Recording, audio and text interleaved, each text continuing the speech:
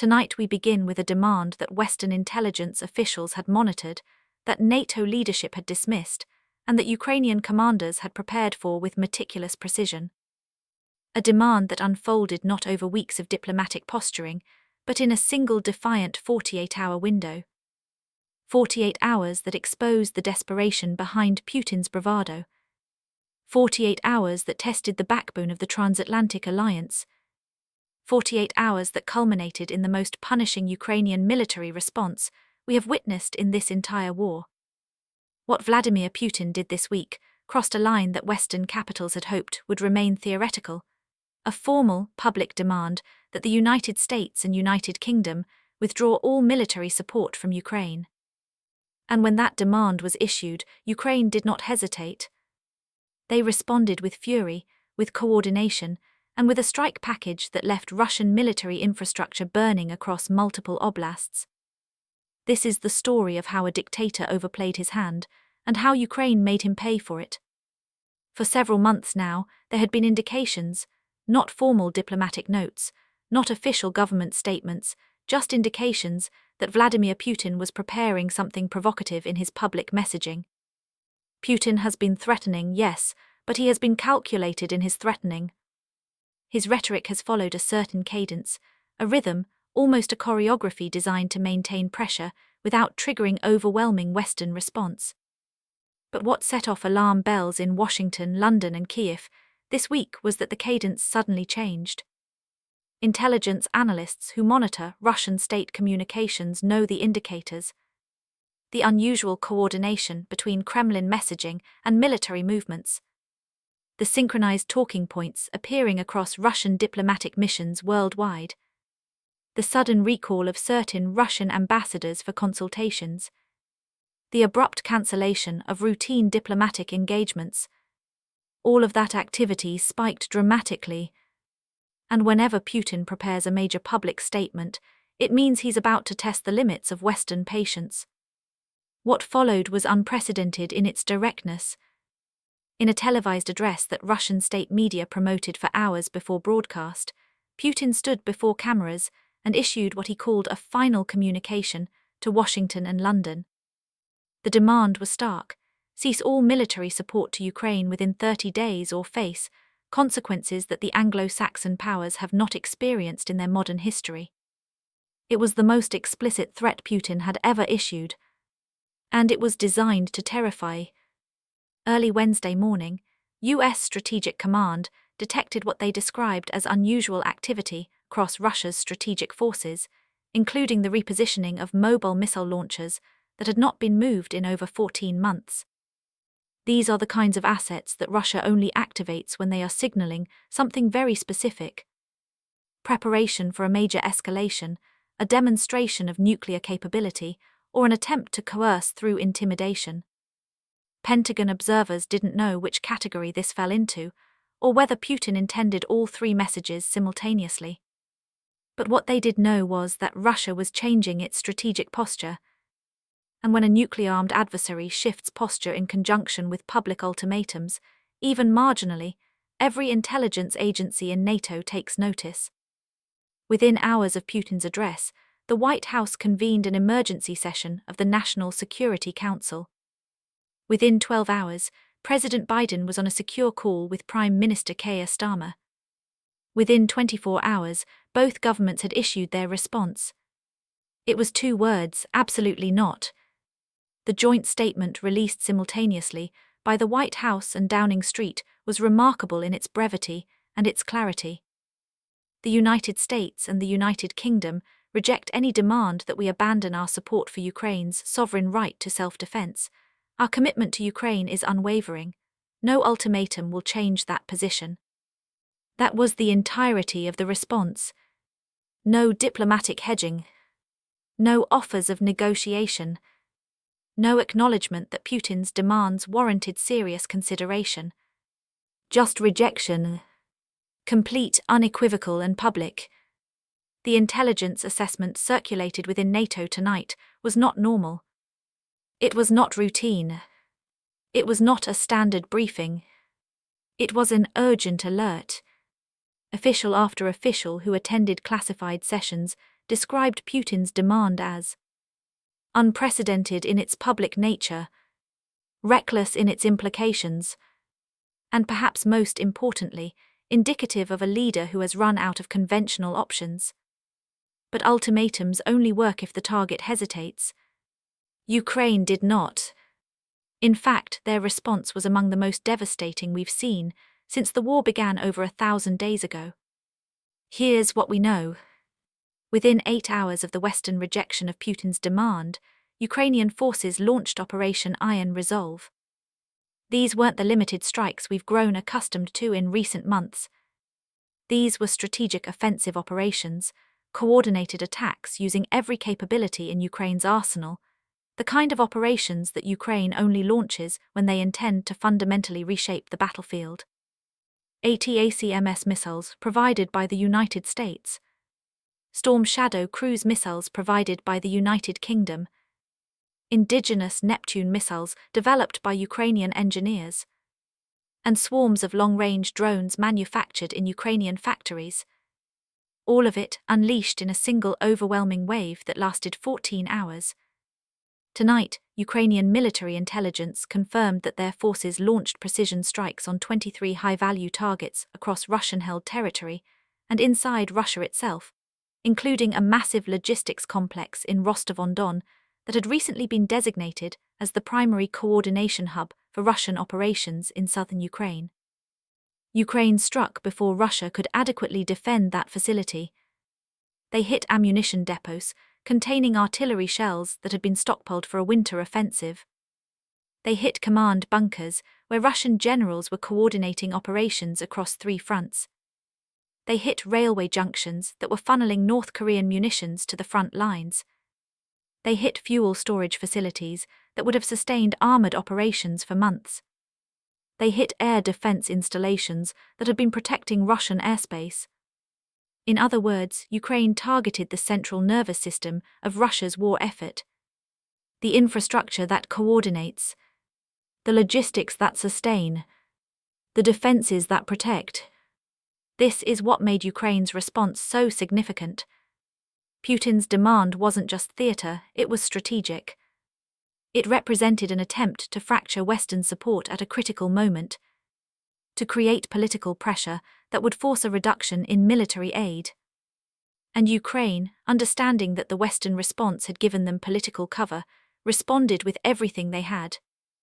Not recklessly, not indiscriminately, but with overwhelming force directed at legitimate military targets. They didn't strike civilian areas. They didn't target residential neighborhoods. They hit military logistics. They hit command infrastructure. They hit the machinery that kills Ukrainians every single day. Every target was selected to degrade Russia's ability to prosecute its invasion. And early damage assessments suggest the operation was catastrophically effective. And here's where the story becomes even more revealing. Western intelligence analysts now believe that Putin's demand was designed to probe the durability of Western support during a period of perceived political vulnerability. Putin wanted to see whether economic pressures would make Washington more receptive to a deal. Putin wanted to see whether the new Labour government in Britain might prove more amenable to Russian pressure than its predecessor. Putin wanted to see whether the approaching change in American administrations might create uncertainty that could be exploited. But instead, the opposite happened. Biden and Starmer didn't waver. They issued a joint rejection that was so swift, so coordinated, so unambiguous that even the Kremlin appeared caught off guard. You don't get Putin's attention easily. But this week, the Western alliance did. A senior European defense official, speaking with our team under condition of anonymity, described Putin's demand as coercive theater, a way to create the appearance of Russian strength while masking underlying military and economic weakness. But Ukraine proved today that they remain both capable and determined. Their strikes were not only precise, they were executed with such operational security that Russian air defenses had almost no warning before missiles began impacting across multiple regions. That level of coordination matters because it demonstrates that the intelligence-sharing relationship between Ukraine and its Western partners has reached an extraordinary level of sophistication. It shows that Ukraine is not merely a recipient of Western weapons. They are a highly capable military force, conducting complex, multi-domain operations that would challenge any nation's armed forces. As reports continued coming in throughout the night and into this morning, we learned more about the full scale of Ukraine's response. Ukrainian ATACMS batteries carried out strikes on a major Russian airbase, forcing the emergency relocation of at least 15 aircraft and destroying several on the ground. Ukrainian Storm Shadow missiles targeted a radar installation that had been tracking Ukrainian Air Force movements for the past 6 months. Ukrainian naval drones operating in the Black Sea reportedly struck 2 Russian supply vessels that were transporting ammunition to occupied Crimea. Ukrainian cyber units, operating in coordination with kinetic strikes, reportedly disrupted Russian military communications across the entire southern front. Ukrainian Special Operations Forces, taking advantage of the chaos, conducted reconnaissance operations that will inform targeting for weeks to come. This wasn't just a missile strike. This wasn't just a drone attack. This was combined arms warfare executed at the strategic level. This was military precision that demonstrated exactly why Western support matters. And strategic coherence is the one thing Russia has struggled to achieve since the disastrous early days of the invasion. For every inch of territory Russia has gained at enormous human cost, Ukraine has countered with something that degrades Russian capabilities, disrupts Russian logistics, or simply demonstrates that this war cannot be won through brute force alone. Tonight's operation was the most dramatic example yet. Remember, Putin thought Western support would collapse under economic pressure. He thought that rising energy costs and inflation would turn Western publics against continued aid. He thought that political transitions in Washington and London would create opportunities to divide the alliance. He thought that a sufficiently dramatic threat would finally break Western resolve. He thought wrong. But tonight the exact opposite is happening. Western support is not collapsing, it's intensifying. Ukraine's military is not weakening, it's growing more capable by the month. And Russia's strategic position is not strengthening, it's deteriorating in ways that no amount of nuclear bluster can reverse. This is not the war Putin planned. This is not the quick victory he promised the Russian people. And this is not a trajectory that Russia can sustain indefinitely against a united Western coalition that has decided Ukraine will not fall.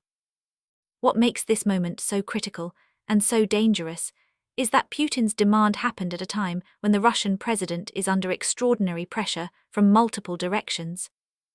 Russian military commanders want more resources and fewer restrictions. Russian oligarchs want an end to sanctions and access to frozen assets.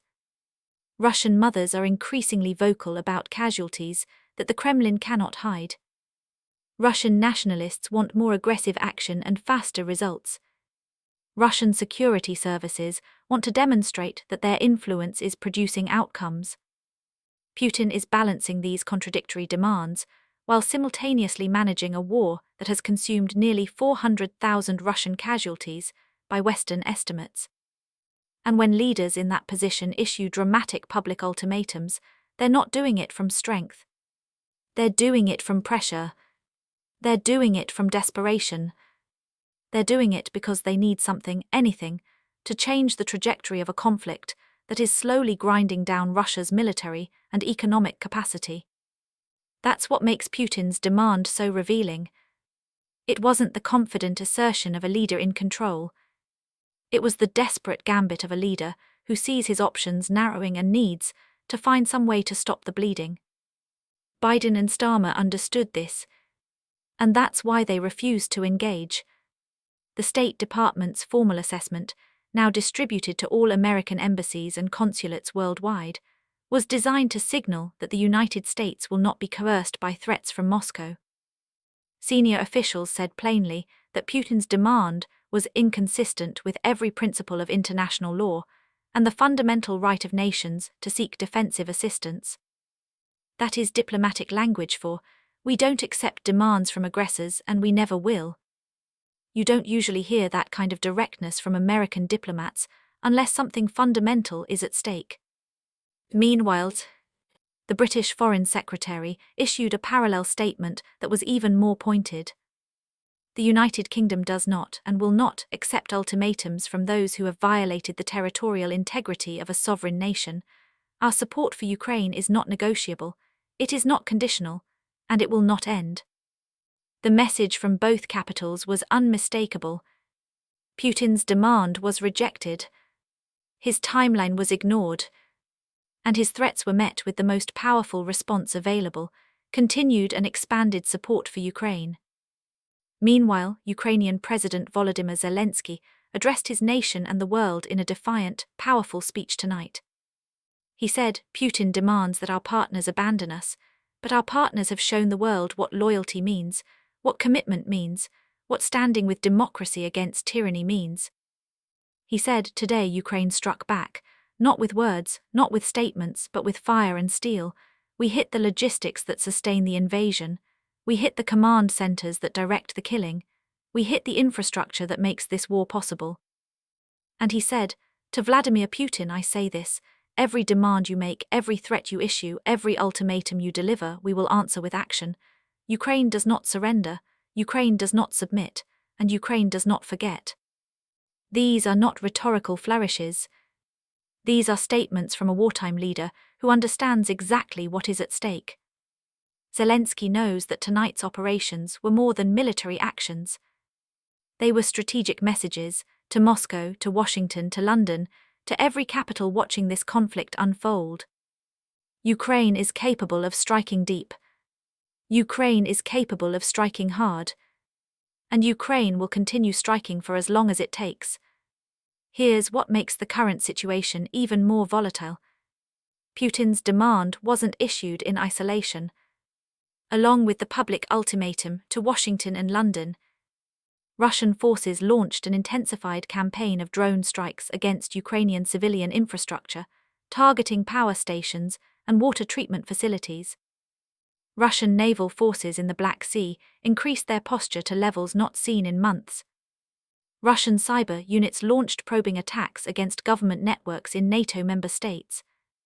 Russian state media launched a coordinated propaganda offensive designed to amplify anti-Western narratives worldwide.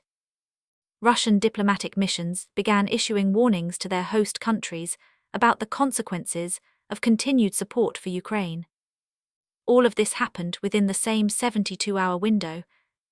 When Putin moves on multiple fronts simultaneously, it means he's attempting to create the impression of strength and coordination. But it also reveals something else: desperation.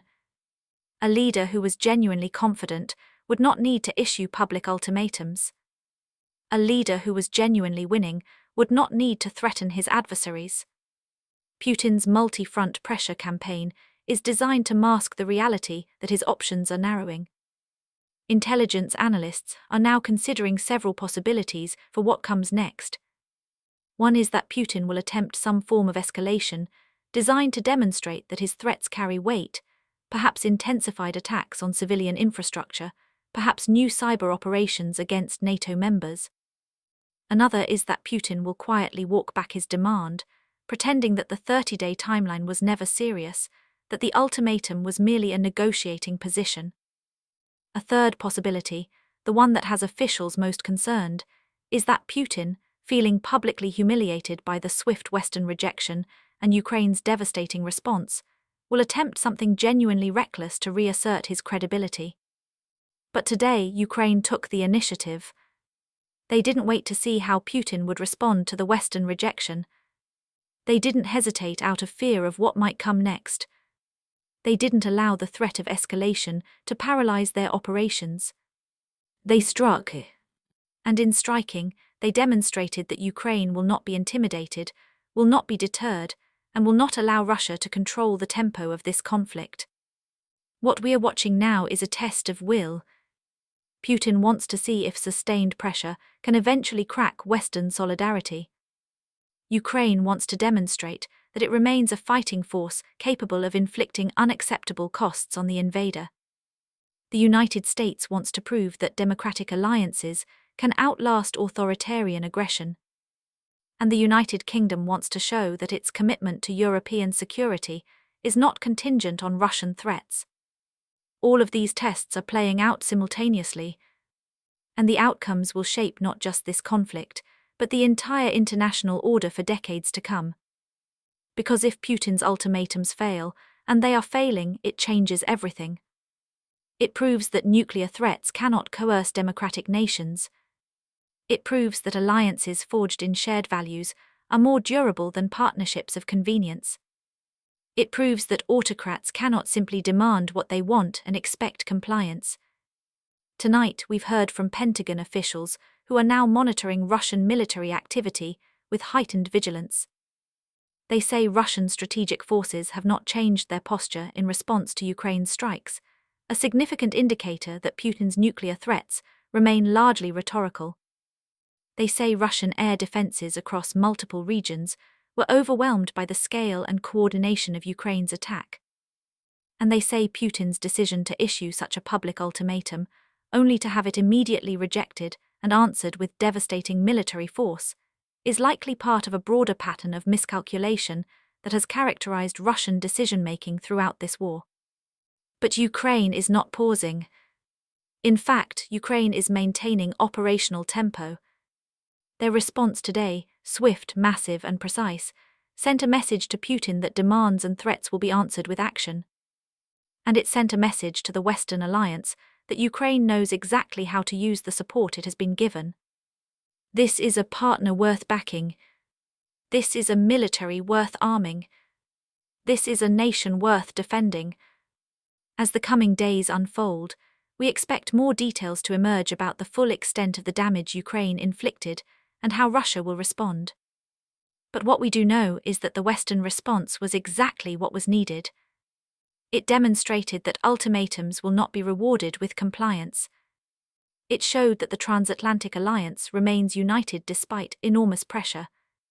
And it gave Ukraine the political support to do what it does best, fight back with everything it has. What happens next will depend on what Putin does in the coming hours and days. If he accepts that his demand failed and adjusts his approach, this moment will be remembered as the time his bluff was definitively called. If he attempts escalation, the United States, the United Kingdom, and Ukraine have already shown they are prepared. They have shown they will not be intimidated. They have shown they are ready to respond to whatever comes next. And tonight, for the first time since he issued his ultimatum, Vladimir Putin appears genuinely uncertain. The Kremlin is quiet, unnervingly quiet. And when Putin is quiet after such a public humiliation, it means he is recalculating. It means he is reconsidering his options. It means he is trying to figure out his next move in a game that is not going according to his plan. Because tonight, Putin learned something he has been forced to learn again and again throughout this war. Ultimatums mean nothing if you cannot enforce them. Threats mean nothing if your adversary refuses to submit. And wars of aggression cannot be won against nations that refuse to give up. This story is far from over. The war continues. The risks remain.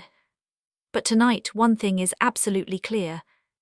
Putin demanded that the US and UK abandon Ukraine, and they refused. Ukraine responded with the hardest military blow it has delivered in this entire conflict. And the trajectory of this war continues to move against Moscow. And we will be here, watching every development as the next phase of this historic confrontation unfolds.